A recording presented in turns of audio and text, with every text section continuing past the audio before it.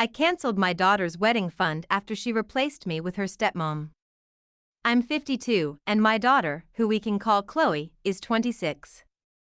Her dad and I divorced about 10 years ago, and I've really tried to keep a great relationship with her through it all.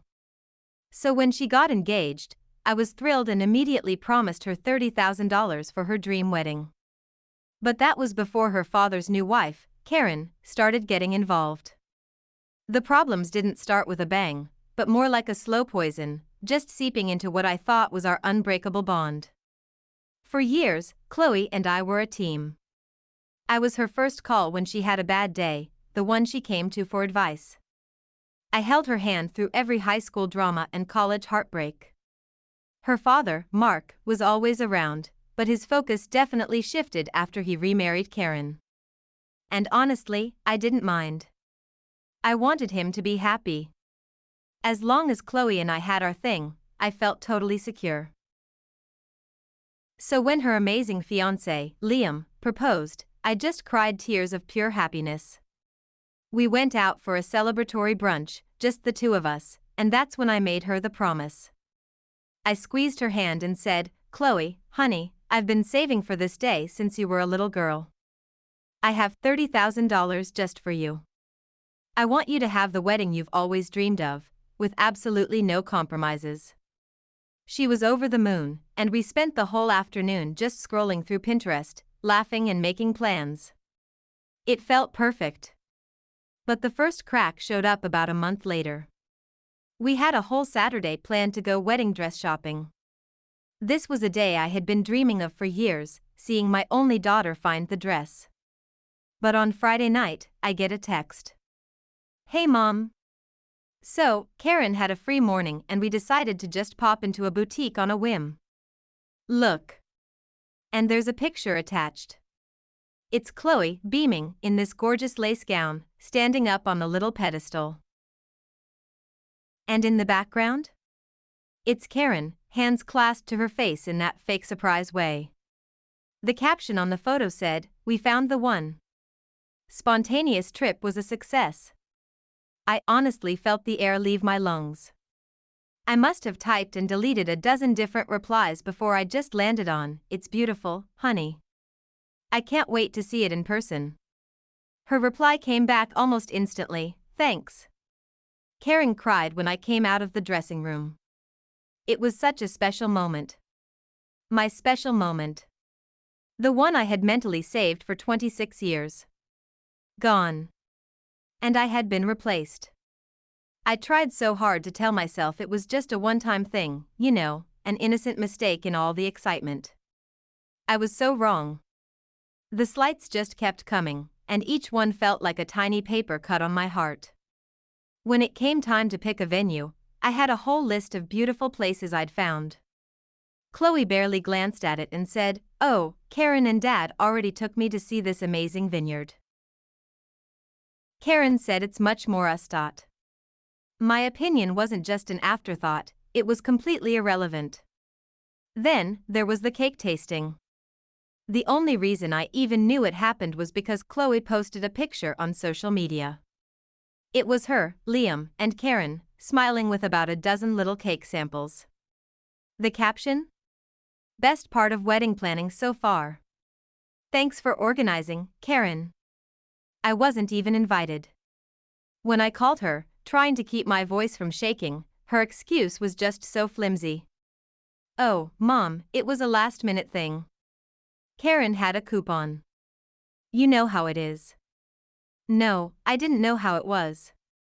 What I knew was that my daughter was treating me like an afterthought while her stepmother was getting to play mother of the bride. The absolute worst moment came with the wedding invitations. Chloe showed me a draft, and she was so proud of it. And there it was, printed in this fancy script at the bottom, hosted by Mark and Karen Smith, and my name. I wasn't even given my own line. I was just an add-on, a footnote to my own daughter's wedding. I told her, straight up, that it was not okay. I explained that I am her mother, and while I respect Karen's role in her father's life, she was not, in any way, hosting this wedding. And I gently reminded her that the $30,000 was coming from me. Chloe's face just hardened. You're being so dramatic, Mom. Karen has been so involved. It's only fair. Why do you always have to make everything so difficult? That's when it hit me. I wasn't just being left out, I was being painted as the bad guy. The bond one thought we had was being tested, and I was failing, not because I didn't love her, but because I was being intentionally pushed away. The final blow, the one that just crushed my soul, came a week later. Chloe sat me down and told me she wanted her dad to walk her down the aisle. I nodded, of course, that's traditional. But then she added, and I've asked Karen to join him. So they can both give me away. I just stared at her. What about me? What was my part in all of this? You'll have the best seat in the house, Mom, she said, all cheerful, like she had no idea she had just completely erased me from the most important walk of her life. I went home that night and I just couldn't cry. I was completely numb. All the joy I'd been feeling was just gone, replaced by this cold, hard knot of pain in my chest. I had been demoted to a guest, an ATM with a good seat. My daughter didn't want me, she wanted my money. She was getting all the motherly support she needed from Karen. I was just the bank. The feeling of being replaced wasn't a fear anymore, it was a fact. I thought about all of it. The dress. The venue. The cake. The invitations. And that final walk down the aisle. In every single important moment, I had been swapped out. My role, the one I had looked forward to my entire life, had been handed to another woman.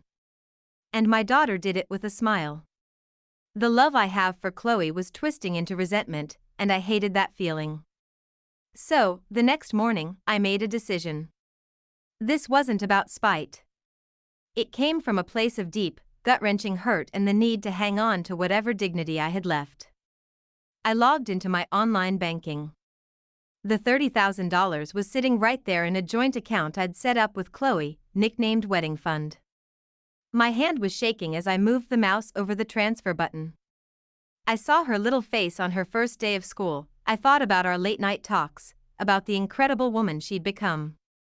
And then I saw her standing next to Karen, calling it a special moment.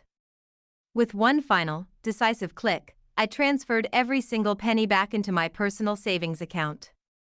The joint account was empty. Then, I sent Chloe one single text message. It said, "Since Karen is now fulfilling the role of mother of the bride, I have transferred the wedding funds to her so she can pay for the wedding she has planned. I wish you all the best." And then I turned off my phone. The silence lasted for about an hour and a half. And then my world just exploded. When I finally turned my phone back on, it was a war zone. Dozens of missed calls from Chloe and Liam. A chain of texts that went from angry to completely panicked. "What have you done? Mom, call me right now. This isn't funny. The venue just called. The final payment was due today. They're canceling our date. We're going to lose the $10,000 deposit. The caterer is threatening to sue us. This is a nightmare." Then, a call came in from my ex-husband, Mark. I decided to pick it up. He didn't even say hello. "You've gone too far," he hissed. "You're punishing Chloe because you're jealous of Karen. This is just cruel and vindictive." I finally found my voice.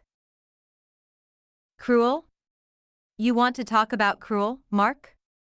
Cruel is watching your daughter replace you piece by piece during the most important time in her life. Cruel is being treated like a wallet while another woman gets to live out the moments that were supposed to be yours." I gave Chloe a choice. She chose Karen to be her mother. So now Karen can have the financial responsibilities that go with it.